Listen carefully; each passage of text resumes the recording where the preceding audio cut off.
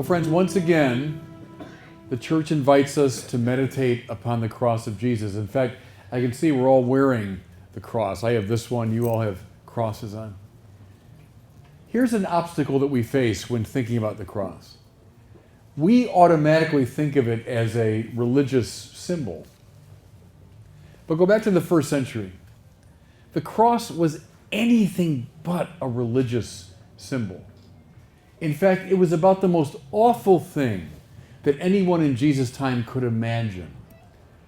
The cross was one of the worst ways to die. It was the way that Rome terrorized people into acquiescence. We hear the account of it in the Passion narratives. Someone was stripped naked. That was part of the humiliation. They were made to carry the cross beam. So the upright beam was probably there in place, but the criminal had to carry the cross beam. He was then affixed to it, either with ropes or in Jesus' case, probably with nails, and then was left to die. And the process of death was terrible because it was a long process of slowly bleeding to death and asphyxiation. It would take hours and hours, in some cases, days.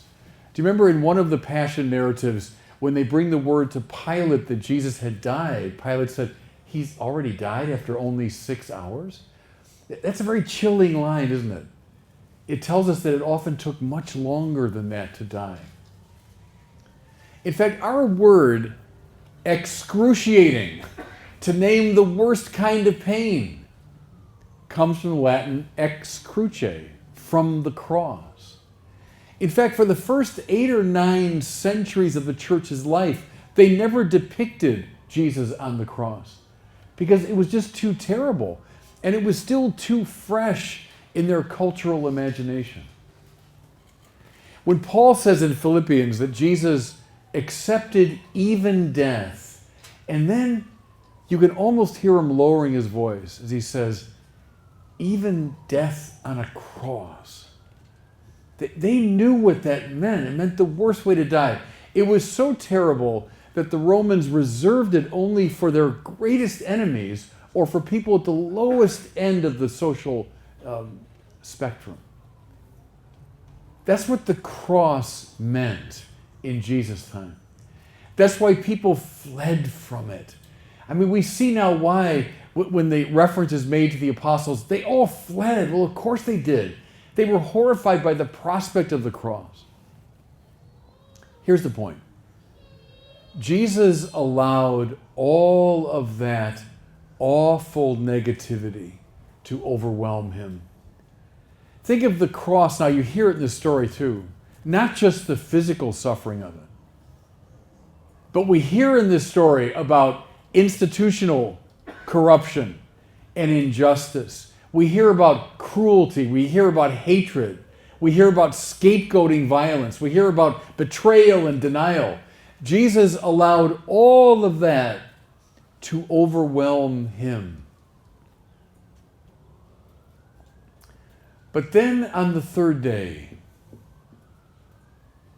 this crucified Christ returned alive to his disciples. Listen, to those who had betrayed him and had denied him and had run from him at the moment of truth.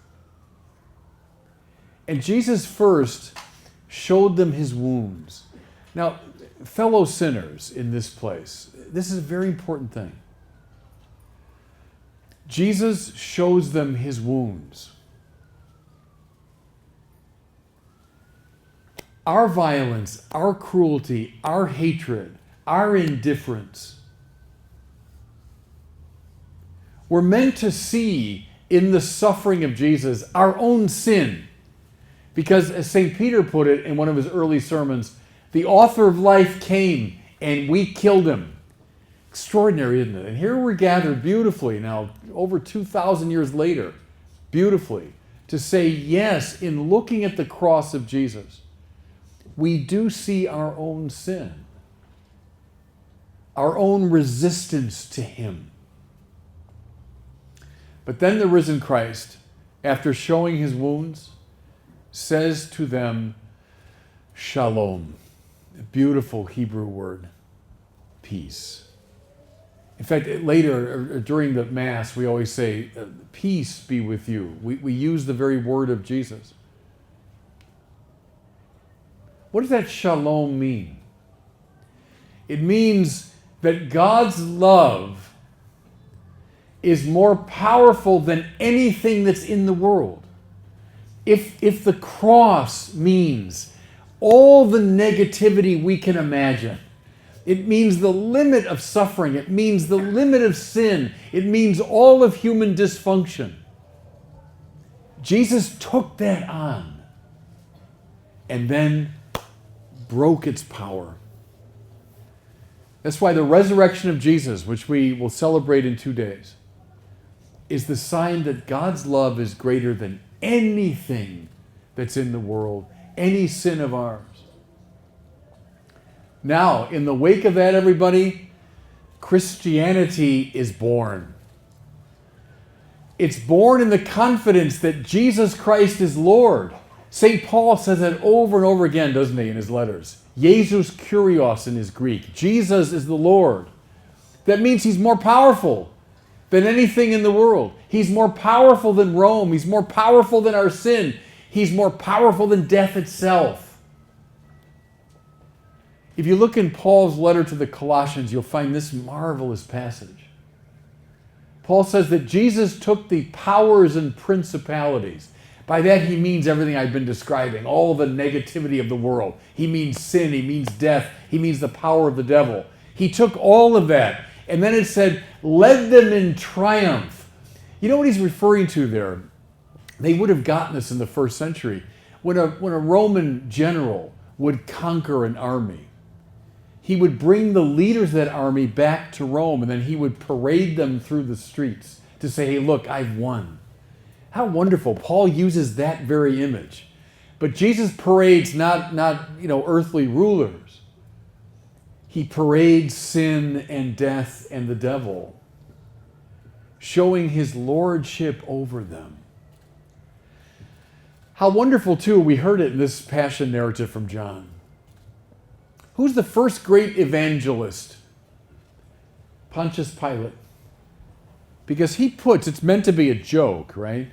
But he puts on the cross of Jesus, and he puts it in 3 languages so nobody will miss it. Jesus Nazarenus Rex Judeorum in his Latin. That's why we have I-N-R-I over the cross, right? Jesus of Nazareth, the King of the Jews. Meant to be a joke, meant to be mockery. But in fact, Pilate was declaring to all the world, Jesus, in fact, is the king. Not Caesar, not the devil, not sin, not death, but Jesus is the Lord. Jesus is the king. That's why, and I'll close with this, even friends, fellow sinners here, as we look at the cross of Jesus, and we see in it our sin, that's okay. That's what it's meant to be. But then we hold up this cross to the whole world as a kind of taunt. You think this frightens us? Well, of course, it frightened everybody in Jesus' time. It terrified everybody. But we Christians now for 2,000 years have been holding it up as a sort of taunt to the powers. You are not more powerful than God's love. There's the power of the cross, everybody. It reveals our sin, yes indeed, but reveals even more the power and the authority of God. Yes, Jesus Christ is Lord, to the glory of God the Father.